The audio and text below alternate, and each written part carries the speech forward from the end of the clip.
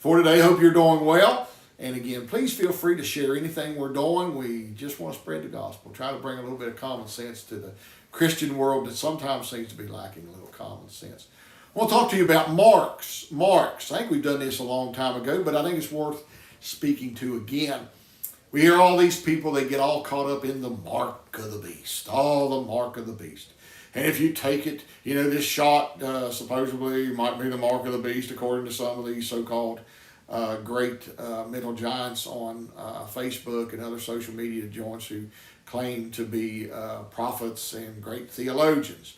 They don't need that to track you. Have you ever heard of a telephone? Have you ever heard of the NSA? There's drones. There are more cameras out there than you can shake a stick at. You don't got to have any of it. They can still track you. They don't need to put it in your arm, by the way, to track you and all that. But, when you go back and you look at Revelation, a lot of people don't understand this. 666, it says, is the number of his name.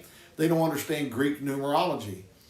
666, the number of that name is, guess what? Neron Caesar. That's what it goes back to. It throws a kink into a lot of things. But all these people, if you do this, even Christians are saying, a Christian, they could take this 666 upon them and they're going to tattoo it across your forehead or whatever. It's a chip, or one time it was the barcode. There's all sorts of things. I've even heard it was a Monster Energy drink at one time. But did you know, a lot of people don't remember this or think about this. There is a greater mark. You and I, as Christians, in the waters of baptism, by the way, are marked and signed and sealed with the cross of Christ forever. We were bought. He paid the price in his precious blood. All these people who claim to believe that, believe it can be thrown away real quickly. No, you were bought. You have a mark upon you, the mark of the cross. Every time I baptize somebody, I don't care if it's a child or an adult, doesn't matter. I mark them with oil with the sign of the cross, and they are marked and they are signed and sealed forever with the cross of Christ. They belong to him.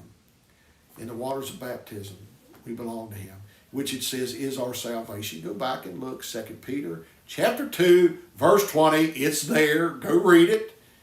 But we are marked. So there is a greater mark, and it is the mark of Christ that is upon us. He bought us. He paid for us, and we are marked with his mark. We need to quit being so afraid of this so-called mark of the beast. And again, follow the money. There's a lot of money to be made. It's about Neron Caesar. Those that kink into a lot of things. There is an end of time. There's a resurrection end of time and all that.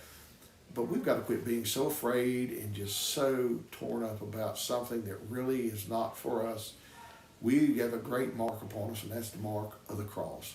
And I pray today that would bring you comfort and hope in Jesus Christ. And I pray today God would bless and keep you this day and all.